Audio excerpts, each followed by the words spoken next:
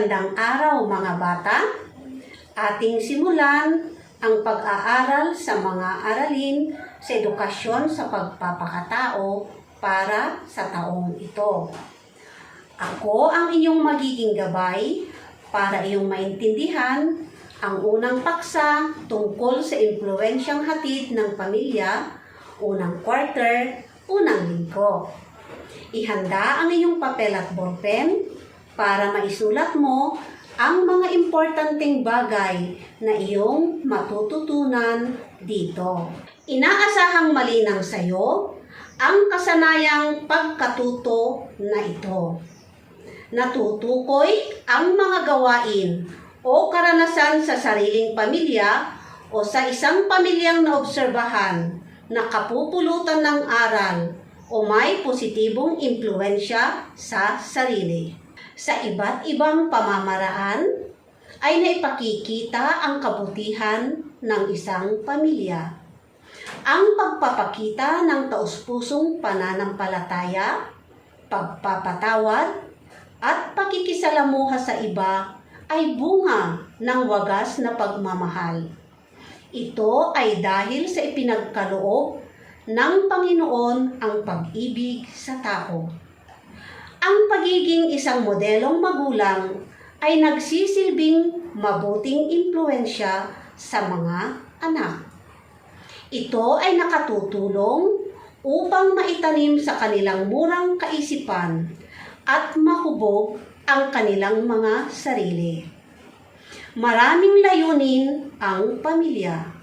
Isa na rito ang pangalagaan ang kanilang mga anak na mahubog sa kanila ang pagiging responsableng individual na may takot sa Panginoon. Ating suriin ang isang kaganapan na ating kapupulutan ng aral. Pakinggang mabuti ang nilalaman ng istorya. Dumanas ng matinding pighati si Mang Berto sa pagkamatay ng kanyang asawa, kaya labis ang galit na kanyang naramdaman sa pumaslang nito.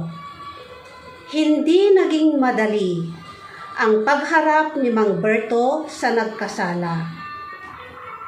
Sa kabila ng lahat, nagawa pa rin nitong magpatawad dahil sa matibay na pananampalataya ng kanyang pamilya.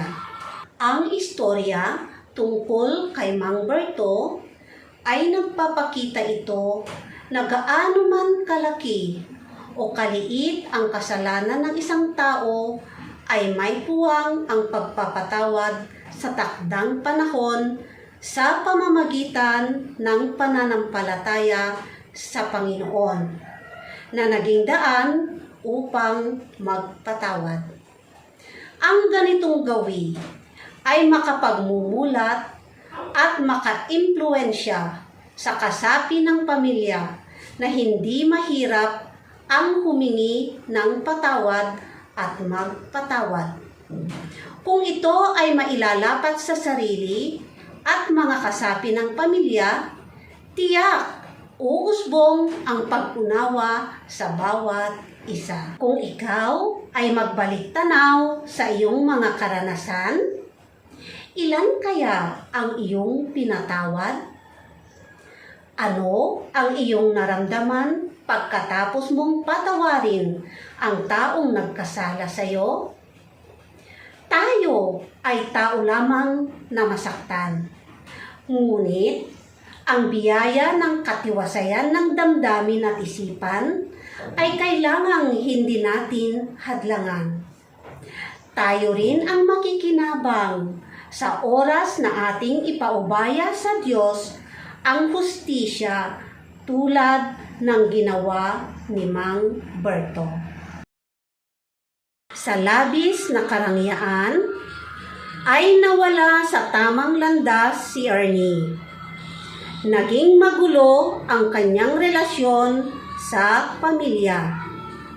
Nalugi ang negosyo at nabaon sa utang. Kung kanino lumapit at humingi ng tulong, hanggang matulungan siya ng kaibigan at pinayuhang magbalik loob sa Panginoon. Simula noon, araw-araw nang nakiisa si Ernie sa pagbabahagi ng salita ng Diyos, kasama ang kanyang asawang si Melly at mga anak. Tinuturuan din niya ang 3 anak na palaging manalangin at huwag makalilimot na magpapasalamat sa buhay at mga biyayang binigay ng Diyos. Sinisikap din ni Ernie na mailapit sa Diyos ang iba pa niyang kamag-anak at kaibigan.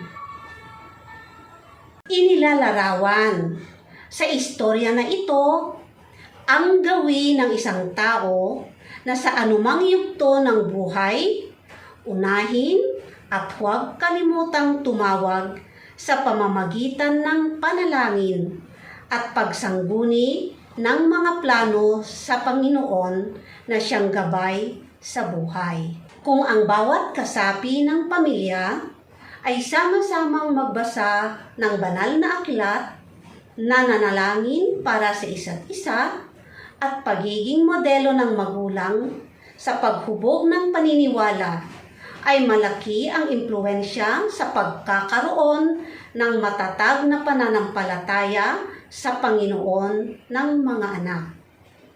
Sa totoong buhay, maraming gawi ang kailangang malinang ng magulang sa sarili upang makalikha ng positibong impluwensya sa mga anak na maaaring mamana at ipagpatuloy din ng mga anak sa kani-kanilang sariling pamilya. Kung ipinakita sa isang pamilya ang pagmamahalan, magiging mapagmahal at mapagbigay sa ibang tao ang anak o kasapi ng pamilya. Kung naipakita ng magulang ang kahalagahan ng simpleng pamumuhay, magkakaroon ng mabigat na pagpapahalaga ang mga anak sa totoong kahulugan ng buhay. Magiging matipid at matalino sa pagbili ng mga pangangailangan ang mga ito. Kung mabuti ang ipinunlang gawi at karanasan ng mga magulang sa pamilya, magkakaroon din ito ng magagandang bunga.